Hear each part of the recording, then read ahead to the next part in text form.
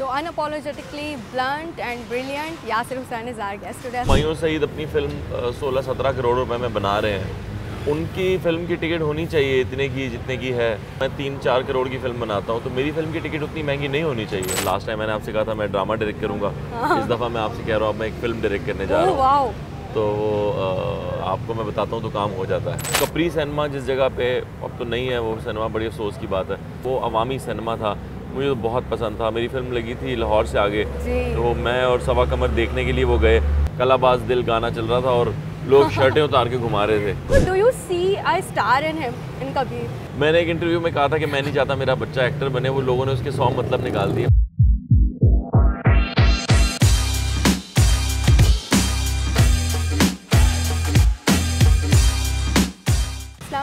वालेकुम अस्सलाम। कैसे हैं आप? अल्हम्दुलिल्लाह। हमेशा जब भी आपसे बात करनी होती है ना तो बड़ी एक्साइटमेंट मुझे फील होती है कि कुछ ना कुछ नया सुनने को मिलेगा आपसे।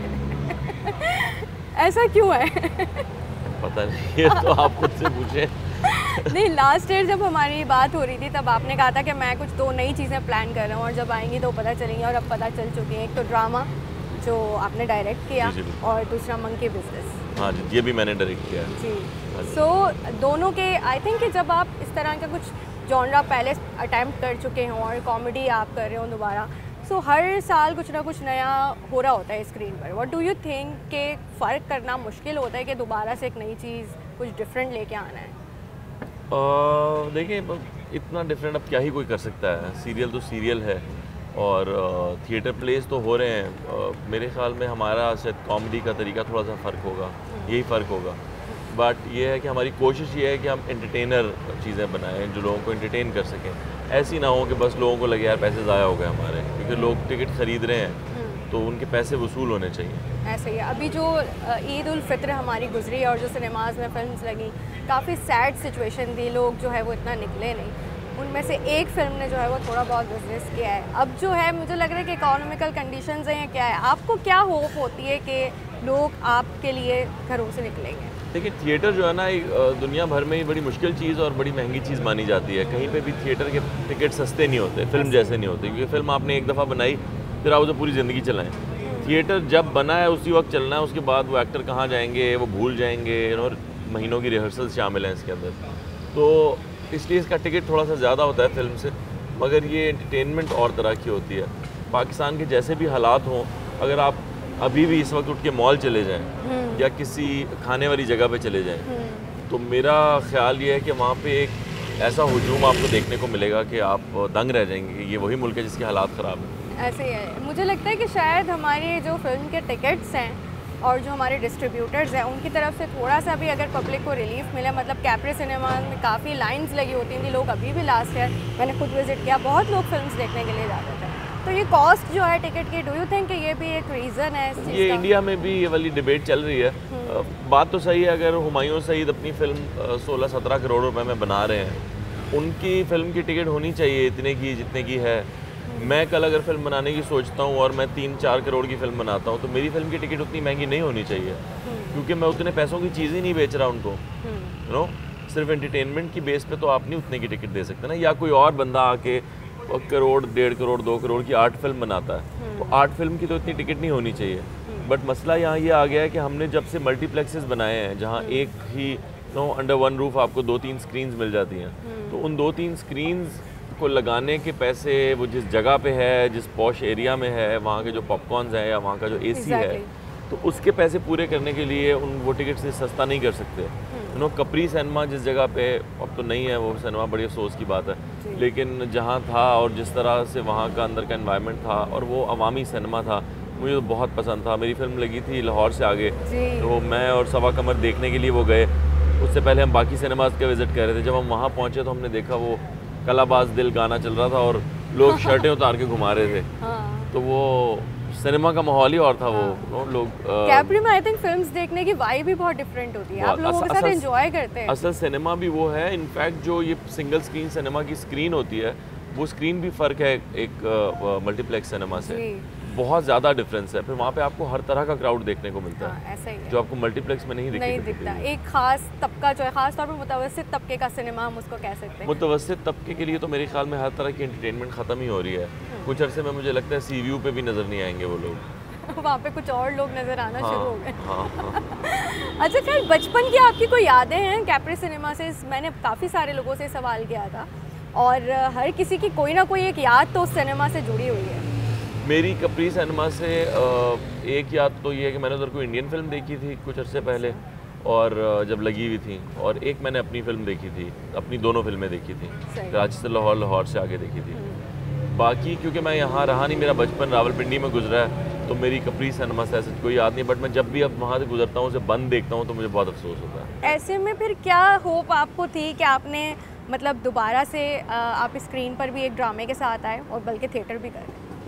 हाँ जी, मैंने दोनों चीज़ें साथ साथ ही की हैं। मेरा थिएटर पे ड्रामा लगा हुआ है अभी, ये एक फुल कॉमेडी ड्रामा है, तो ये दो चीज़ें हैं कॉमेडी की मैं कर रहा हूँ। अब लास्ट टाइम मैंने आपसे कहा था मैं ड्रामा डायरेक्ट करूँगा, इस दफ़ा मैं आपसे कह रहा हूँ अब मैं एक फ़िल्म डायरेक्ट करने जा रहा हूँ। तो आपको मैं बताता हूँ तो काम हो जाता है। पता नहीं आप किसको बता रही हैं आगे कि काम हो जाता है। बिल्कुल, ये कह लें कि हम शायद आपके लिए बड़ी दुआएं करते होंगे, अल्लाह करे ऐसा ही चीज़ें हो जाएं, अल्लाह करे। सो मंकी बिजनेस, पहली बात तो ये कि ये नाम बड़ा जो है वो इंटरेस्टिंग सा है कि किसके बिजनेस की बात है, तो थोड़ा सा ड्रामे के बारे में बताएं कि व्हाट इज़ इट अबाउट? ये एक एक्टर की कहानी है जिसको काम मिलना कम हो गया है, तो उसने फ्रॉड करने शुरू कर दिए। अच्छा। हाँ, बड़ी आपको सुनी सुनी सी लग रही होगी। लेकिन ये कहानी है और इसमें एक बड़ा अच्छा मैसेज भी है। जैसे सरकार ने, काफ़ी पिछली सरकारों ने भी एक्टर्स के ऊपर से या आर्ट के ऊपर से, फ़न के ऊपर से हाथ उठाया हुआ था। अभी कुछ सुनने को मिल रहा है कि लाहौर में भी और सिंध गवर्नमेंट की तरफ से भी, पंजाब गवर्नमेंट की तरफ से भी कुछ फिल्म पे काम हो रहा है, और अच्छी बात है, होना चाहिए। वो लोग कुछ फंड्स निकाल रहे हैं, तो वो भी एक मैसेज है इसके अंदर कि फ़नकारों के साथ कुछ ना कुछ चलते रहना चाहिए ताकि वो इधर उधर ना निकले। तो ये भी है, और छोटे छोटे कुछ मैसेजेस हैं, बट ओवरऑल ये एक बहुत फ़न प्ले है। जो भी आ रहा है वो हंसता हुआ ही जा रहा है और सुनने में तो यही आ रहा है। लेकिन आपकी क्या इंस्पिरेशन थी इन कैरेक्टर्स को लेके? इंस्पिरेशन ऐसा सच कुछ नहीं थी, ये एक था दिमाग में कि यार इसके ऊपर भी काम किया जाए, तो मैंने बना दिया। और हालात वाक़यात भी थे आसपास? नहीं, हालात वाक़यात तो हर दौर में ही रहे हैं, कुछ ना कुछ, किसी न किसी फ़नकार को स्पॉटलाइट में, क्योंकि फ़नकार ऑलरेडी स्पॉटलाइट में होता है, तो उसकी छोटी सी मिस्टेक भी बहुत बड़ी होकर सामने आती है। ऐसा है। सो आप, अब मैं इस बात से बात निकल रही है, लेकिन ये समटाइम्स हम कहते हैं ना कि फेम में रहना बहुत अच्छा लगता है, लेकिन उसके कुछ प्राइसेस भी होते हैं, कॉस्ट भी होती है जो आपको पे करनी पड़ती है। बिल्कुल ऐसा ही है। मेरी बीवी जैसे, अब कहीं हम बाहर जाते हैं तो हम खाना नहीं खा पाते सही तरह से, क्योंकि उसके बहुत फैंस हैं। फैमिलीज आ जाती हैं, ख़वातीन बहुत ज़्यादा आते हैं, बच्चे आते हैं मिलने के लिए। तो हम एक दफ़ा सऊदी अरब में थे, हिना दिलपजीर साहिबा थी मेरे साथ जी। तो वो उन्हें कहीं ना चलने दे रहे थे क्योंकि बच्चे कह रहे थे बस मोमो से मिलवा दें। तो वो ये तो होता है फिर इस तरह, ये बंदर मेरे ख्याल आपसे मिलना चाह रहे हैं। तो जब घर में होते हैं आप, तो स्टार कौन होता है घर का? दोनों जब साथ होते हैं? जी, घर में बाहर वही स्टार है। अच्छा। हाँ। ये बहुत अच्छी बात है कि आप उन्हें घर में भी स्टार बना के रखते हैं। बिल्कुल ऐसा ही है, वो हैं स्टार। बहुत सारा हम देख रहे हैं कि एक पैप कल्चर जो इंडिया में ख़ास तौर पे बहुत ज़्यादा है, हमारे यहाँ फिर भी इतना नहीं है क्योंकि बहुत छोटी सी हमारी इंडस्ट्री है। लेकिन बच्चों के लिए, जिस तरह मैं देख रही होती हूँ कि सोशल मीडिया पर अक्सर जो बड़े बॉलीवुड स्टार्स हैं वो भी पोस्ट कर रहे होते हैं कि बच्चों को जो है इतनी अटेंशन मीडिया वाले ना दें। बीइंग अ फादर, आप कभी इस किस्म की सिचुएशंस के लिए सोचते हैं कि नहीं इतनी अटेंशन ज़रूरी नहीं होती?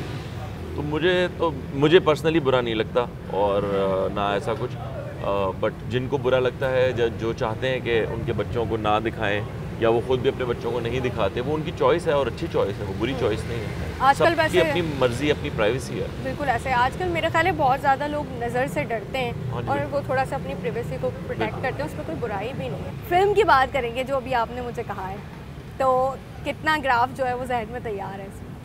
फिल्म के लिए पक्की तैयारी है जी, बस बहुत जल्द फिल्म शुरू करेंगे।